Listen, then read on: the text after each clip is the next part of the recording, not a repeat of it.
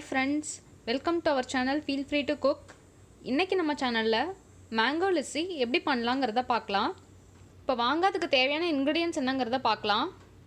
ஒரு சின்ன மாம்பழம் எடுத்து அதை நல்லா கழுவிட்டு தோல்லாம் ரிமூவ் பண்ணிவிட்டு இந்த மாதிரி க்யூப் ஷேப்பில் கட் பண்ணி வச்சுருக்கேன். 1/2 கப் நல்லா ஃப்ரெஷ்ஷான தயிர் எடுத்துக்கோங்க. 2 டேபிள் ஸ்பூன் சுகர் எடுத்திருக்கேன். 3/4 கப் ஐஸ் வாட்டர் எடுத்திருக்கேன்.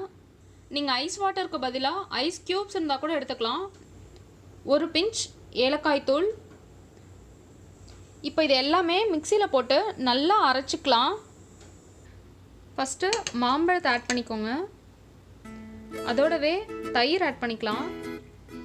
அதாவது சுகர் ஆட் பண்ணிக்கிறேன். இப்போ ஐஸ் வாட்டரை ஆட் பண்ணியாச்சு. ஃபைனலாக நம்ம எடுத்து வச்சுருந்த ஏலக்காய் பொடியும் ஆட் பண்ணிக்கலாம்.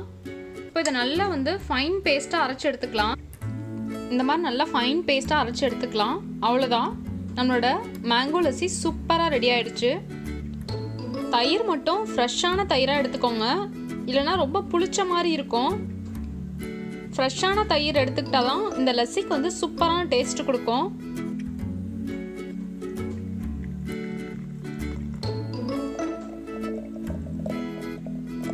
பாருங்க, பார்க்கும் போதே உங்களுக்கு தெரியும் எவ்வளோ க்ரீமியாக இருக்குன்னு.